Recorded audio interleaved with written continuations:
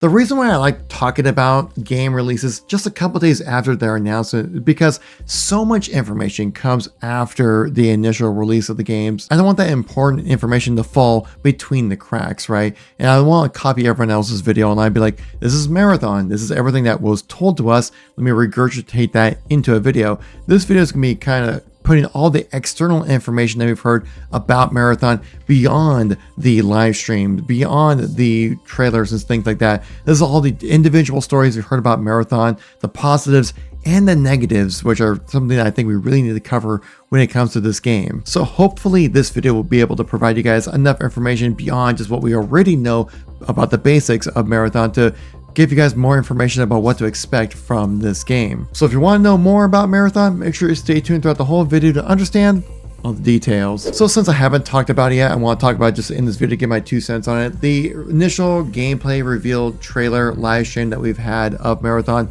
my initial impression is that between the gameplay reveal that we saw and the live stream that from the developers, it provided us enough information of basically what to expect out of Marathon, right? Of course, there are so much more intricate details that we need to know about to really understand if this is going to be a game that's worth sinking our time in, because it's a live service extraction shooter, a heavy time investment game to really truly enjoy it. So I want to make sure that this game is going to be worth your time. And from the conversations I've heard from the developers and from content creators who've had a chance to play, I'm a Marathon content creator. I have not had a chance to play the game yet. We will get a chance to play on April 23rd, which I will definitely be able to dive into, you guys.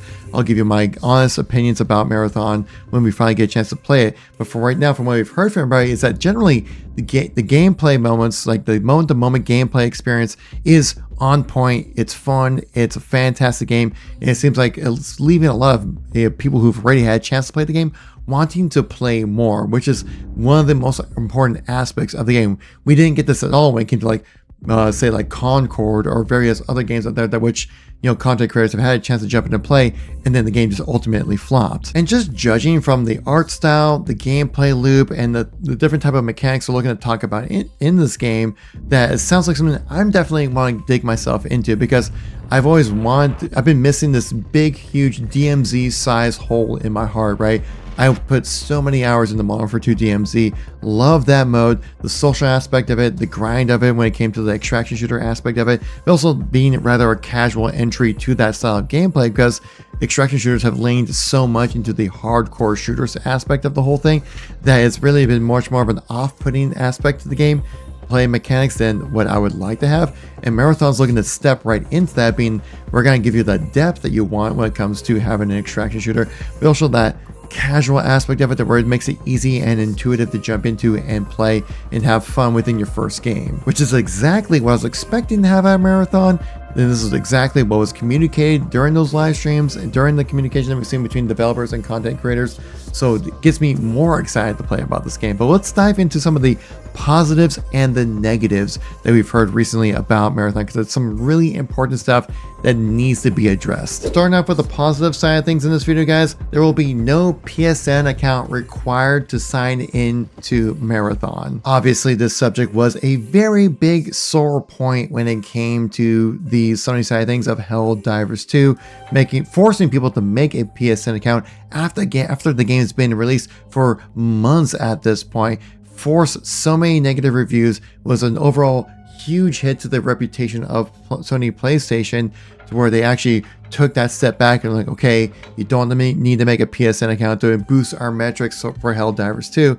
And ultimately what PlayStation ended up doing was creating incentives for players outside of just playing the game to make a PSN account, get some extra cosmetics or currencies or just little additional boosts like that to give players an incentive to make a PSN account rather than just being forced to do it. A video right here shared by Scaro9 talked about his on-hands experience about playing Marathon, and also not just playing just what we saw from Dire Marsh, but also beyond that as well, which has not been talked about or shown yet. And he puts a big emphasis on things like dungeon-like or even raid-like PvE encounters you can have within Marathon. So the stuff you've seen so far is only scratching the surface of what Bungie's looking to do with this game. Which again leads back into my previous point of showing that what Bungie gave us was enough to give us enough satiation for the hunger that we need to know when it comes to knowing the information of what Marathon is about,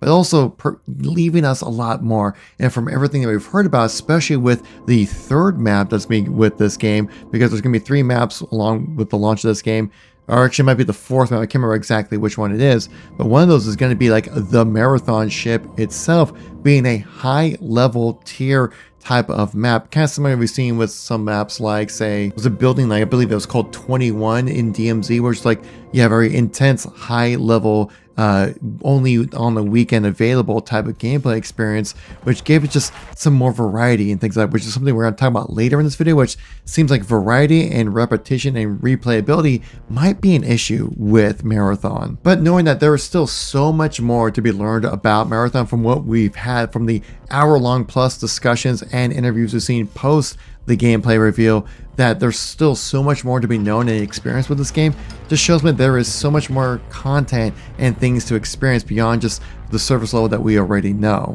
Now, a really interesting thing, which depends on how it ultimately plays out, are wipes. They are happening. This is a typical thing that we see when it comes to extraction shooters like Tarkov specifically, where these wipes really allow new players a great opportunity to jump back in to play the game if you maybe missed a season or 2 or something like that. But I've experienced something very similar when it came to wiping a progression when it came to a game. For me, that was Halo 5. If you guys remember with Halo 5's initial launch when it came to the ranked experience, that your seasonal rank got completely wiped after the first like 3 months or something like that, where a season would last 3 to 4 months roughly. But the thing was that they ended up having to revert that because you felt like you finally got to the level where you wanted to be when it comes to your player progression, and then it would get completely wiped with a brand new season, be about every 3 or 4 months, and have to redo that all over again. So it felt like as soon as you got to a point where you really felt like you met your skill level, it all got wiped and you had to do it all back over again. So I'm not quite sure exactly how often, say like Tarkov does their seasonal wipes. It seems about every like 6 months or something like that. That seems to be a little bit more manageable, where like every new season, especially with Bungie saying that they've want Marathon to be the ultimate live service game, to be a wipe every 3 or 4 months would be, I think, a bit much, where it leave players wanting a lot more to have that long-term progression, even though the developers deliberately did say this within some of the interviews, that they do plan to reward players for their achievements that they had accomplished within that season. But ultimately what matters is the loot, your own personal progression. And if that progression gets wiped every 3 to 4 months, you'll feel like you're kind of just in a hamster wheel of just starting to get good and then ultimately losing everything. Now, a really important thing we need to talk about, guys, since this game is going to be crossplay with PlayStation, Xbox, and PC, the big conversation we need to talk about is clearly aim assist, right? How's that actually going to work out? And it seems like there might be actually aim assist available for PC players, very similar to what we have for Halo Infinite, which is something I've actually really appreciated as a mouse and keyboard player on Halo Infinite. Before the aim assist accidental update, it felt like playing on mouse and keyboard was a deliberate choice for you to just be nerfed because you prefer to use that input over a controller, even though controller was clearly the best option.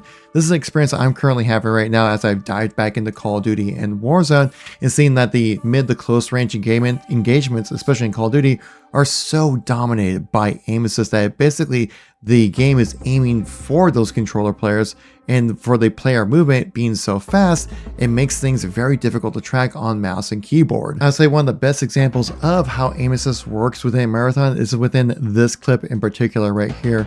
You can see how when this character jumps over the ledge, keep an eye on how the tracking works. You can see how the left stick is definitely playing a big factor on the tracking of this character, and also how the strafing speed is much slower than, say, like a game like Halo or even Call of Duty in that fact as well. Watch how, see right there, how the character is able to maintain consistent aim on top of the person right here. Let me slow it down for you so you can really truly get a chance to see what I'm talking about here. Let's slow us down to 0.25 because this will really give you a chance to see what we're looking at for aim assist. Like, see, this is our in red reticle range, right? They're in aim assist range.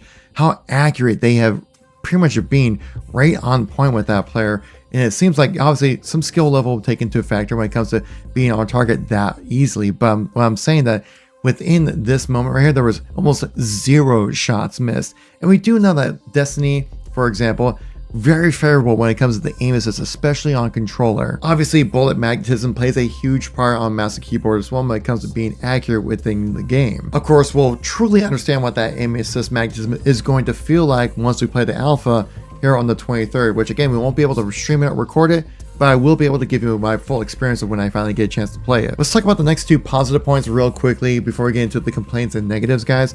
That there is going to be a reconnect feature, which is going to be absolutely crucial for people with like inconsistent internet connections, especially for a game like an extraction shooter where loot is everything. And if you die within the game, lose everything, especially if you're running on a high tier raid, that's going to absolutely ruin your experience, because something like that, one disconnect will completely negate 20 awesome experiences. And if you're it's a 1 in 20 experience, right? It sounds like the odds are too low, but that one experience really will genuinely affect people's experience while playing the game. So glad to see there's a reconnect feature with it. And also from what I've heard from content creators as well, directly saying that the performance of the game is actually really well done. Like that's really well optimized. They said for people who have had hands-on experience, they're playing on 4080 graphics cards at max settings at 1440p using DLAA with no frame generation, and the game is still running above like 140, 200 frames even. So it's a great chance to see that, like, yes, this game is built for multiplayer to have a high performance experience while playing Marathon, which is exactly what you want to hear from a multiplayer focused game. So very glad to hear that the game is functioning in an alpha as well, is functioning so well, but it has great performance. Now, from my time of reading articles and watching YouTube videos of people who've had a chance to play, that there are some concurrent lines between all of the different bits of conversation that we've seen online about Marathon that are complaints that we need to talk about and address in this video. A huge complaint I've been seeing from literally every single person who's made a video or made an article about Marathon is that you are not able to remove attachments from your weapon in the game. Basically, if you loot somebody's weapon, that's the weapon right there, and you can only add to it but never subtract to it. So say for example, if you are able to put a certain type of scope on your weapon that you really enjoy or it feels best for you, and that weapon that you pick up does not have the already has a scope on it, you're not able to swap out or remove that scope or remove that, say, foregrip or different type of attachments to help make the gun feel better.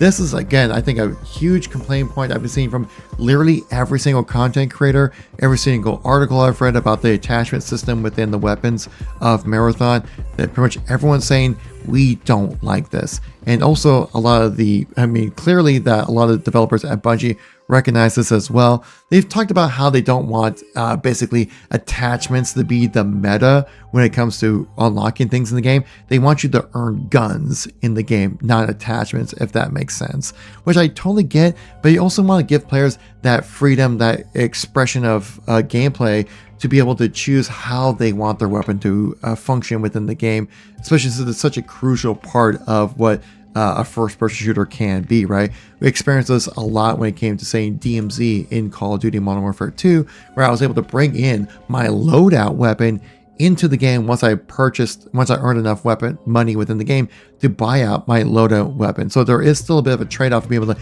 engage in the world. I would love to see something similar like that. I think having such a strict attachment limitation on the game is very against, like I say, just player intuition and the kind of almost industry standard at this point.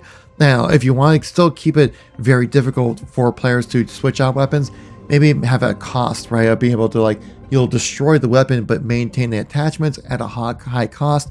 Some kind of trade-off like that to give players just the option to be able to make the weapon how they want it to perform, rather than being forced to work with what they have. Another major complaint I've been seeing is the lack of character customization. And essentially the way character customization is looking to work within Marathon is that you won't have individual piece armor customization, say like you would with Halo. With the way it should seem to probably work, it'd be much more like overall skin, say like in Apex Legends or Call of Duty or pretty much any other major shooter out there, which does kind of seem to be a bit of a bummer, right? Like, even though I'm not huge into customization, it's kind of that cherry on top kind of thing, but I know how it can really lend itself to being a huge grind of end game experience. I mean, like Warframe, for example, it's become like Fashion Frame becomes the end game, really being able to try to flex how awesome your character looks, which I totally understand that aspect of it, which for me, I'm not a huge customization guy. If it's like individual pieces, that's great. If it's entire armor sets, kind of like what we see, like say within like this CGI trailer, where like you have different types of glitches and you have an overall set that you can't really customize individually, that's fine as well. As long as it just seems interesting and exciting, something I definitely would want to engage with. Bungie did state as well that they're looking to try to maintain the art style and visual presentation of Marathon while not trying to lean too far into like the wacky customization of games, like say specifically for a little bit of Halo, but more specifically for like say Call of Duty, which just goes absolutely wild and just does not care about art style continuity. Whatever gets them a short buck, they'll absolutely do it. And I totally believe that with Bungie as well, as they've kind of lean into external customization, but in a way that allows it to also be part of the world as well. So I'm totally fine with that when it comes to customization. Another big negative I've seen from the people who've had a chance to play Bungie and get some more information about it is the lack of proximity chat within the game, which I think for a game like Marathon is going to be hugely detrimental to the experience, because this is one of the big positives that I experienced when it came to playing DMZ, which is probably the extraction shooter I've played the most beyond, say, Delta Force's extraction shooter. And a really cool aspect about DMZ is that you had, proximity chat where you can able to talk to enemy players within the game. And there was always like a bit of a DayZ type of element to the gameplay experience of interactions with players, where like, are you friendly or are you foe? And if they're friendly, you can actually add them to your team. And the only way you could have done that was just by communicating via voice chat mainly. And it allows to have it be a much more social, engaging type of experience. And this is something that the Bungie developers definitely know about. They've been talked about this previously, right? And also upper management knows about this a lot. This is brought up to like say people like Lars Bakken and Joe Ziegler knows about this as a complaint from the community as well.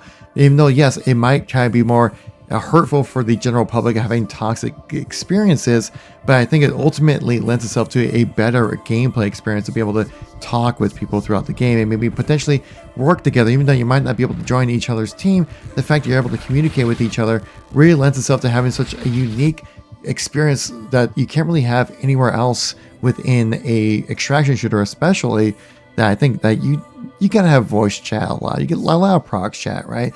Give players if you really don't want to have that toxicity happen, give them the option to toggle it off, right? Maybe have it toggle off by default, even though I prefer to have it be on, but at least give players that option, right? Because I think having that social element is something like for DMZ really lent itself to being able to stand up beyond the crowd of other type of extraction shooters, beyond just having the excellent Call of Duty gunplay experience. Now, there's definitely one element we need to talk about when it comes to the immersion of Marathon, and I think that comes when it comes to the corpses versus duffel bags conversation. I've seen this a lot around right now. People, especially on the Reddit side of things, are talking about how seeing a duffel bag instead of a corpse on the ground right now kind of ruins the immersion, right? Which I totally understand that as well. Ultimately, I do feel like this is kind of a consistent complaint I've been seeing online. I will say when it comes to saying this duffel bag, I think it provides more information to the player, like they are a lootable experience for a player to have, rather than just like a dead body on the floor, which could just look like somebody who's just dead, right? We've seen plenty of like dead bodies on the floor when it comes to like multiplayer shooters, especially Call of Duty, for example. And just, I think after playing the game, obviously you probably understand like if someone's on the ground, you can loot them, but seeing something like this on the ground, I think instantly gives that player that visual indication that yes, this is a lootable item for you to grab. While it might not be the most immersive experience, I think ultimately it communicates to the player better that you can loot them.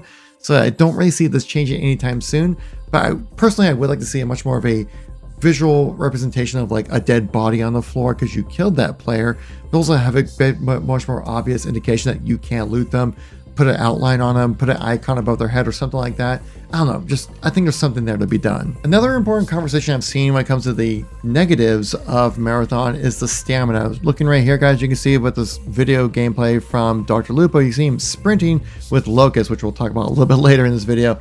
But the stamina bar, or the heat bar, which, right, if you're sprinting constantly, you'll hit that max limit on your stamina bar, which is your heat bar, make it so you can't sprint, which seems to be a common complaint, which a lot of the gameplay people who've had a chance to play Marathon have talked about this. And also a lot of the developers have brought this up as well, that it might be a little too unfavorable for people when it comes to movement. As a runner, your limitation of being able to run seems a bit contradictory to just like the name and experience of who you're playing as, right? You lose that agility because a runner, you think of someone who can be fast and agile on the map, where if you had this constant limitation of being able to run, well, it seems a bit contradictory, right? But again, like this is one of those things where it's like, yeah, I think it's going to be changed. I think ultimately you will be able to move around and sprint around more favorably throughout the world of Marathon and the various maps you can play on. But I think it's important to know that it has been brought up to a lot of players and a lot of people out there. I'm sure with the alpha, we'll have a much more cohesive message when it comes to the heating meter, if you need to degrade that or any kind of way.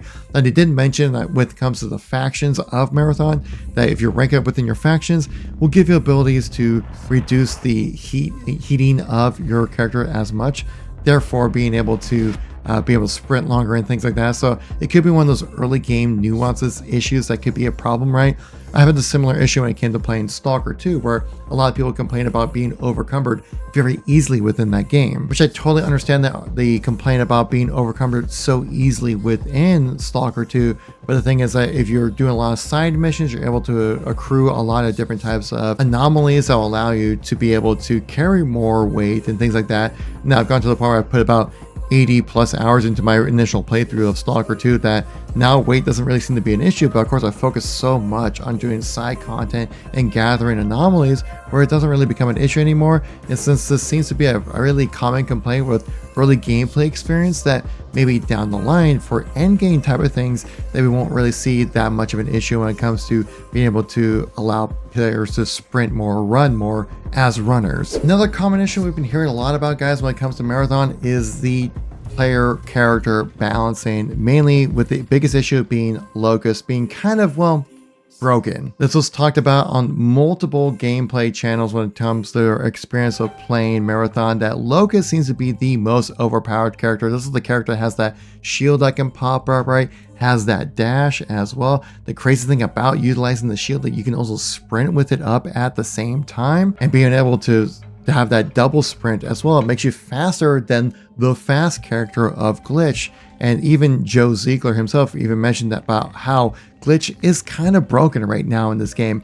It's a very OP character. There's just one play from the gameplay reveal I think we really need to point out from Dr. Lupo, which really showcases about how powerful Locus really is. It was this moment right here with Dr. Lupo playing as Locus, right? You can see how he utilizes the dash with a shotgun. A player who might not be, well, that skilled of an FPS player, but you can see how quickly they were able to close the gap on that player to be able to get an easy shotgun kill because of the dash ability. Of course, this is supposed to be your heavy tank type of class, right? And be able to dash that quickly, be able to sprint with your shield up, and be faster than even the fast build character. This Locus is just kind of crazy at this point. But of course, this is what alphas are all about, testing things out like that to make sure that everything is working properly, try to balance everything. It seems like the biggest issue that with Marathon right now is just twisting a few knobs here and there, right? Making sure that, you know, X is a little bit less balanced to Y and things like that, to where it's not just like completely imbalanced. But the thing is that that's the important aspect of, like, if there's going to be any issue with the game, it's like these minor tweaks with it when it comes to the gameplay experience, rather than just saying that the game is fundamentally broken. Now, I've seen this brought up consistently throughout a lot of content creators and articles. It's about the issue about long-term replayability being available for Marathon.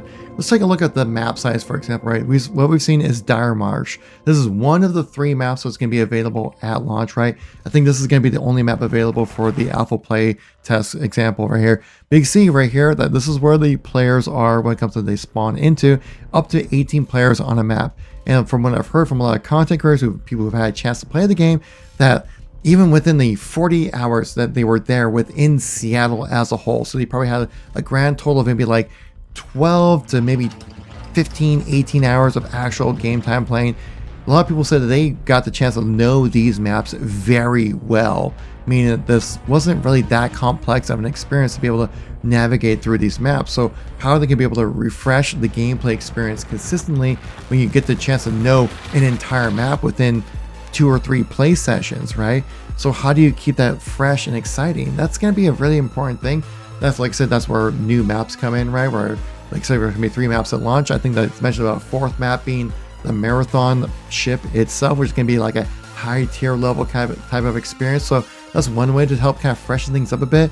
But when your map is this small right here, with just 18 players on the map, it's going to be a really big concern about long-term replayability, and make sure it doesn't feel incredibly repetitive to continue playing Marathon. And the last thing we have to talk about in this game, video guys, if you made this far, I really do appreciate it. Make sure hopefully earn a like, maybe even a subscribe when it comes to the video for this, guys. So thank you all for watching. The last thing I want to talk about in this video is the pricing. And so far, Bungie has not made an official price point when it comes to what this game will actually cost you. They've confirmed it's going to be a premium game, so it's not going to be a free-to-play experience. Now, insider reports like Insider Gaming here has mentioned that Marathon will likely cost $40 at launch, which kind of makes sense, right? Falls in line with what we've seen with Sony when it comes to like Helldivers 2 and, dare I say, Concord, but other type of multiplayer only experiences you can have when it comes to the Sony live service type of games, which would kind of fall in line, but they're being very cagey when it comes to what exactly this game will cost, which kind of concerns me. The fact that possibly this game might be worth a little bit more than $40, really just because, again, like putting this kind of money behind Bungie, this game's not going to be a cheap experience, especially since it's been in development since 2018, according to Dr. Lupo. And with the recent information of Nintendo raising their prices, possibly, I would say, don't be alarmed if we see this game be worth $49.99 at launch, effectively $50 instead of $40 because of next gen and basically Nintendo raising that bar when it comes to the price of a game. But of course, only time will tell once we get some official information. Now, I will be joining in with this alpha as a creator here for Marathon. So if you guys want to join us along with the journey here when it comes to this game, make sure to tap like, tap follow, greatly appreciate it. Leave a yellow heart in the comments to see who the real ones are that made it to the end of this video. It was long-winded, but there's a lot of things to talk about when it comes to Marathon right now, so I really do appreciate you guys watching it. Catch you on the next one. If you miss any content from me, check out this video right here. I'll catch you on the next one. Peace out.